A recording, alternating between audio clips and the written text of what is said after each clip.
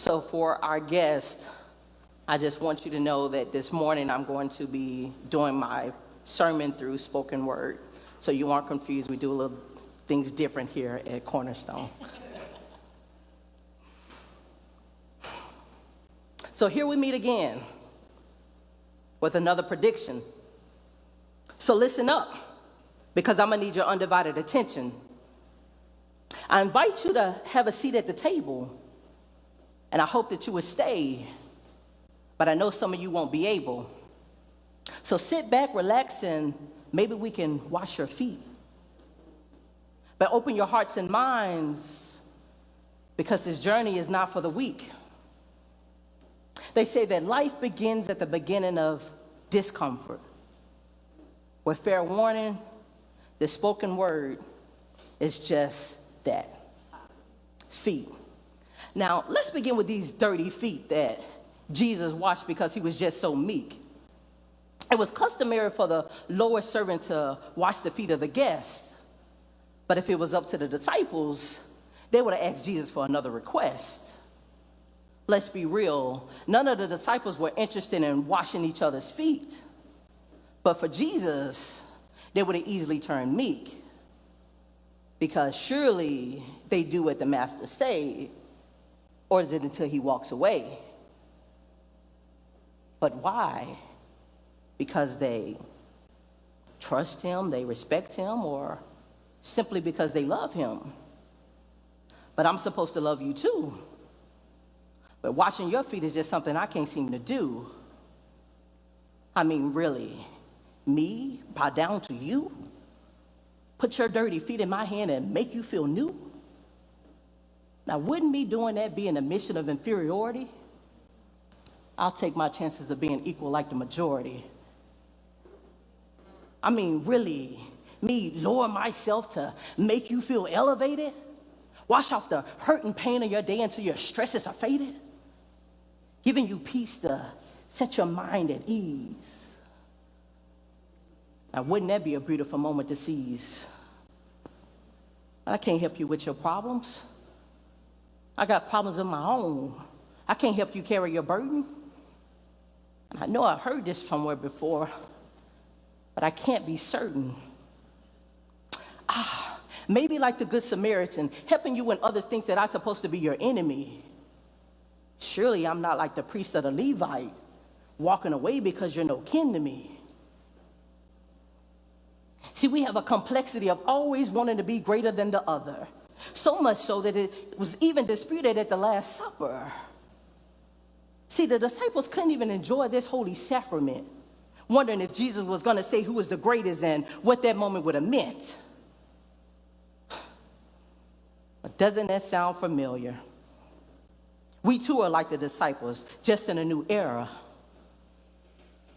I mean, we can't even get a job without feeling like we're in competition. They want to know our ethnicity, education, judge me on paper before you can even listen to my voice, because you have a choice to make your judgment of me and put me in a box. And this decision of yours can determine if I stay in my social class or not. Just because you have the power and I don't, you make your judgment of me and decide on me because I don't. When we meet others, we tend to always find a way to make them feel inferior. Now, don't you agree? Aren't we all in this room superior? We assess our title, skin, wealth, even our materialistic things, even our car's interior. Just like the disciples, aren't we all looking for our separation in society? Is it really impossible to just be in unity and not always be you versus me? Jesus was trying to remove the barriers that we have set in place. It was never about being holier than thou in the first place. Only Jesus can really cleanse us, and he did that for all of them, not just the ones he thought wouldn't deny or betray him. His love is so vast and capable of cleansing us all. So please stop placing barriers where the lines of exclusion fall. Jesus became the very thing that we like to run away from He became the marginalized so we can understand that all are welcome. We are obligated to humility and sacrificial love for others. We can't say that we love God and we'll wash his feet, but we can't love and wash the feet of our brothers. Betrayal. I handpicked you. He handpicked you. He already knew what David said in Psalms 41 would one day come true. But that didn't deny his plan for you or your place in the ministry. Everything that he gave to the others, the blessings, the lessons, the anointing, he also gave to thee. He didn't walk around you with a smirk on his face. He never made you feel misplaced. He slept good at night. He didn't watch his back. Sat around you for years, pouring into you, learning you, loving you. He laughed with you. He cried for you. All those memories, he actually cherished that. That doesn't mean that this moment doesn't hurt, but it won't kill him. Like he said before, no one takes his life for him. He lays it down on his own accord. And yes, he openly, lovingly gave you front row access to commune with the Lord.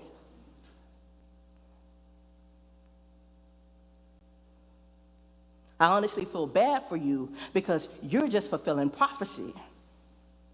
You still had a choice to make, and you sealed it with a kiss, you see. He's not like man. He didn't cut you off when he knew what you would become. And y'all wondering, why did Jesus still choose him or kept him in his circle? Y'all must think that Jesus is dumb. But the truth of the matter is, while y'all wondering about Judas, y'all just like him. What exactly is betrayal? A violation of one's trust by someone close to you. Now, come on, y'all. This really don't sound like you. But I can't speak for you. I'm sorry. I'll speak for myself because I too have betrayed. So I actually have sympathy for Judas because unlike mine, his betrayal is forever displayed. Funny thing is, Webster defines betrayal as a revelation of something hidden or secret. So honestly, Judas was just another confirmation of who Jesus was. He simply made the shoe fit. He was the final piece of the puzzle, revealing what they already knew. So honestly, Judas didn't say anything to them that they already didn't know. It's not like Jesus was denying who he was and hiding on the low. What you need to know about betrayal is this: God's thoughts are not your thoughts, neither are his ways your ways. Keep your friends close and your enemies closer. I think Jesus invented the phrase. So stop trying to think, what would Jesus do with your minimum knowledge, wisdom, and understanding and the ounce of interpretation that he gave.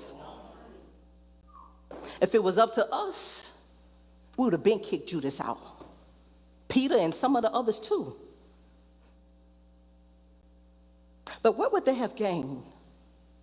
The narrative would have changed. See, God still uses us even in our mess. Even when we walk around getting our feet dirty and operating in our flesh. We cannot keep treating people how we want, thinking that's what God would do.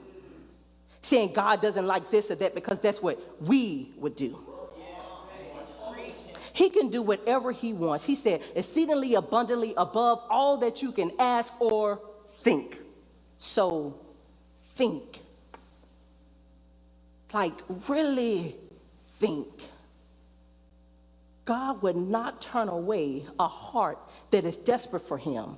Just like Judas, he takes them in. He uses them, not abuses them. They walk with him. They talk with him. They commune with him. And if they choose to betray him, then that's on them.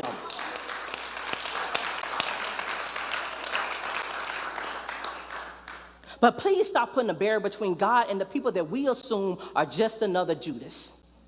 Everyone wants to know who the Judas is so we can remove him. But he too had a seat at the table. And you can't tell Jesus who to invite to his house like you pay the mortgage and the cable.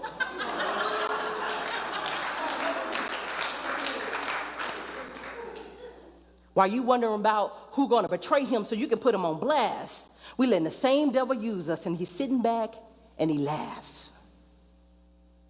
You know how we Christian folks like to do. Let's expose them, expose the truth. It's all fair and game until their exposure is turned around on you. Then you find yourself wondering, how did I deny him? Man went and asked Jesus who's going to betray him.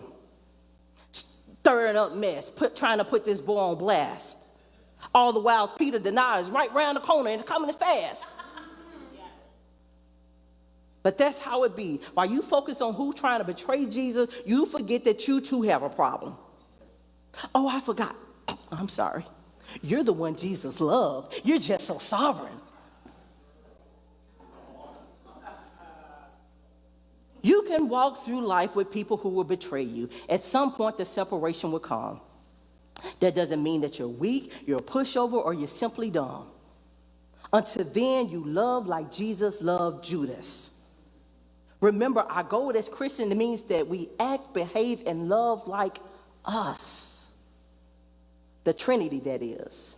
Not this conditional love that we try to give. Don't walk around hating people because they hurt, betrayed, or denied you. Jesus said the best example. So if you ask, can I love my enemies? The answer is yes. It's true. Denial. Now let's talk about Jesus predicting Peter's denial. I know we can all relate if we were on trial. Y'all remember my boy Peter, the one from the last spoken word I gave, the one I said would deny Jesus not once, not twice, but 3 times? Here he is proclaiming he would do anything for Jesus, even lay down his life, but I know he's lying. But I got to give him credit. His heart and intentions are pure, and he thinks that he will. But Christ knew him better than he knew himself, and I can no longer keep my lips sealed. Because sometimes you just have to let a person know that no matter how good you think you are, Jesus can see right through you, and you're not as perfect as you think you are. See, Peter is walking around like some other people I know, so sure of themselves that they would follow Christ wherever he go. But his feet was dirty too, just like the rest of you. Oh, I'm sorry, I forgot. Wrong crowd. Because you're holy and clean. Your walk with Jesus is so pristine and holy. I don't drink, I don't curse. I practically live sin-free. Well, good for you, because he's still working on me.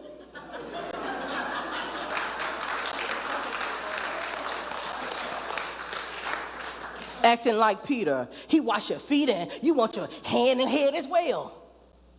Some of you would do anything to prevail. You can't just take what Jesus gives us all. You always want a little bit more. Got to find a way to separate yourselves to be a little bit holier. But I hate to break it to you, your feet is just as dirty as mine. You cannot have sex, not smoke, drink, curse, fellowship with unbelievers, or even commit a crime. Eliminating temptations and living a strict life really isn't how Jesus lived his life. Just another way that we separate ourselves from. For those who don't agree, we like to keep up strife. Now, don't get me wrong, these are great morals to have, but they don't define your spirituality or make you better than God or closer to God than others. Just look at the Pharisees and how they lived, and Jesus still checked them because their purpose in doing these things put a separation and a barrier between God and others. Don't turn into the Pharisees. These laws, rules, and regulations can easily be deceived. We have been taught to build our life and faith not on Christ, but on man-made theology. We are just the blind leading the blind.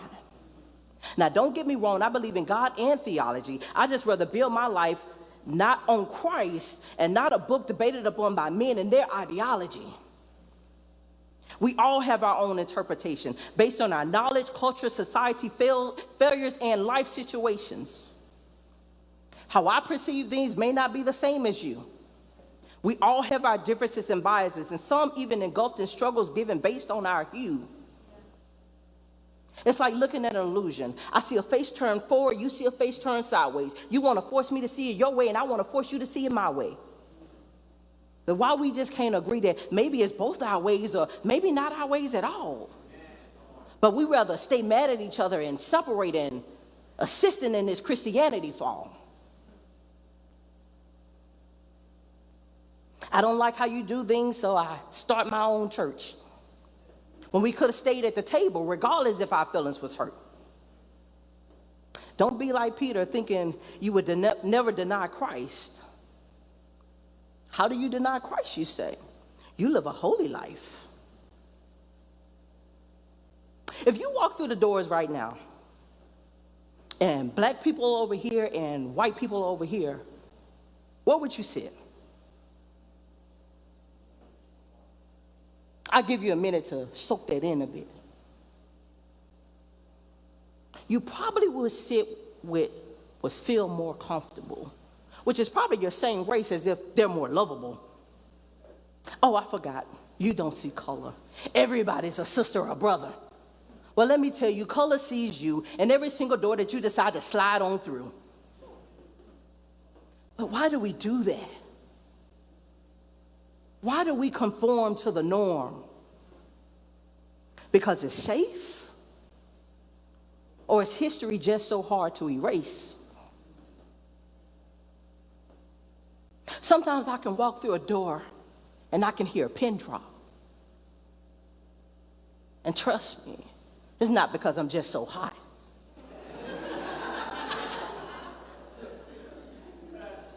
I know I'm your black friend as long as no one knows it.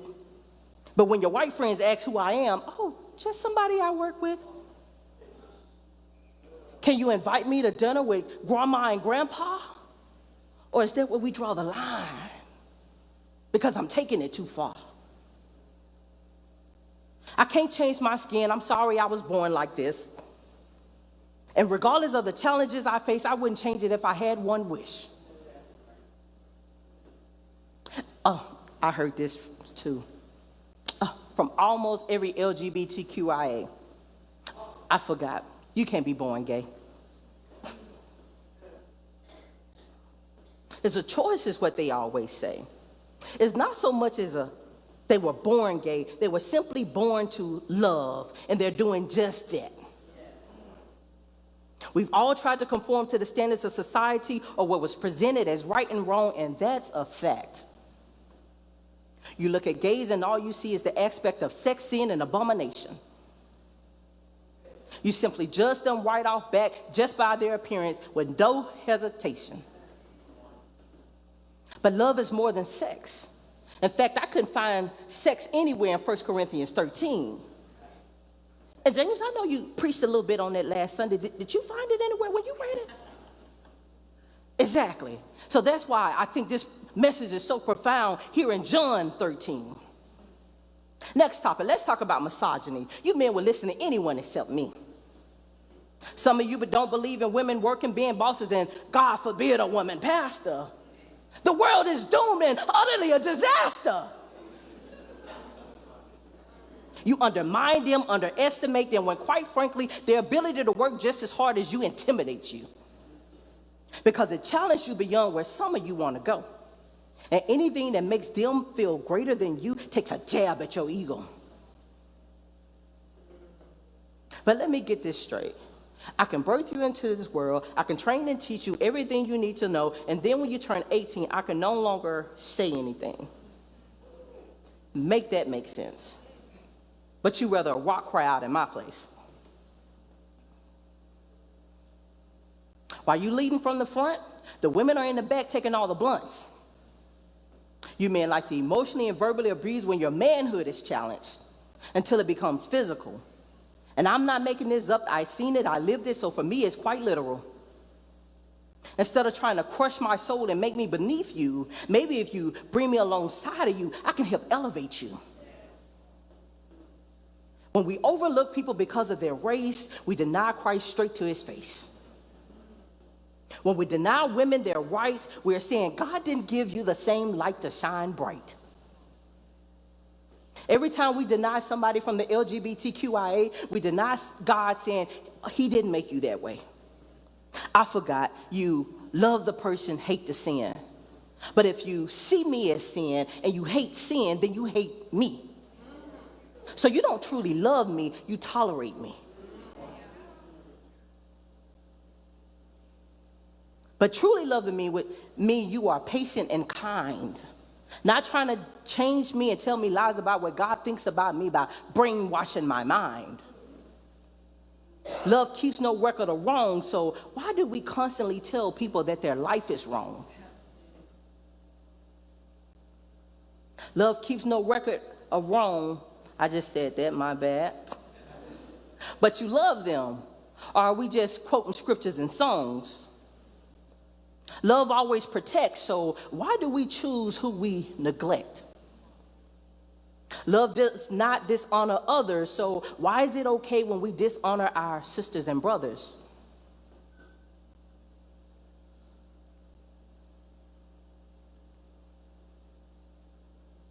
It's like seeing a homeless person and saying, I love you, I just hate your stench.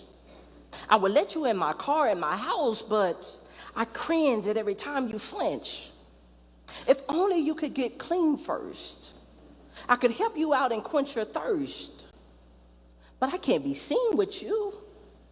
I can barely even look at you. All I can think of is, what happened? Where do you go wrong? Here's a Bible verse and a song. When you get cleaned up, then you can come to church. We're the ones setting these boundaries, and his people are the ones that we hurt. I can't come to church if I don't have on a suit and tie. But as long as I put on a facade, I can boldly come in here living a lie. They love you until they know you. Then all of a sudden they deny you. You're the same person, so what changed? They put on their judgmental eyes, and your life views and interpretations were not the same. So they left the table, or they told you to leave. And they did it with love and in the name of God, is what they believe. How do we not see God in the marginalized? Because we deny him every time he doesn't look how we think he should look in our eyes. If your God's voice is leading you to homophobia, self-doubt, condemnation, shame, segregation, hatred, malice, judgment, and misogyny, then clean out your ears, reread your Bible, and see. We all have a seat at the table. Let's just love God and love others fearlessly, and if we leave it the rest up to God, I know that he is able. Break the barriers down. Break the barriers down. We're the ones who are hurting the people. Y'all always talking about it's the end of times because of sin. But could it also be that because we refuse to love like he has told us over and over and over again? God is a God of love, and until we really understand the vastness of his love, his reckless love, we would never truly understand or love others.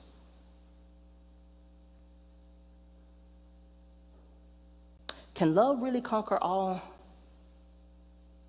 I believe that it can. We just have to make a stand. And it starts with us. It starts with knowing that all are welcome. So let us be first. It starts with us changing the narrative of a church and a religion that condemns and hurts. We have to have a reckless, unconditional love that no one understands. So look at yourselves and ask, what's in my hands? We all have a purpose, and God has a plan. You can't take my seat and I can't take yours. We are all equal. You're not greater than me and I'm not greater than you. We all have dirty feet. Even when they hurt, deny, or betray you, let love be the solution that you seek. But if we stand together, love fearlessly, we can conquer so much more together. And I'm not promising it is all going to be good. It will be some stormy weather. But I'm glad to see that you stayed, even when others weren't able. So sit up straight and be confident You are loved by the Master. Your feet are clean by the Master. So take up your seat at the table.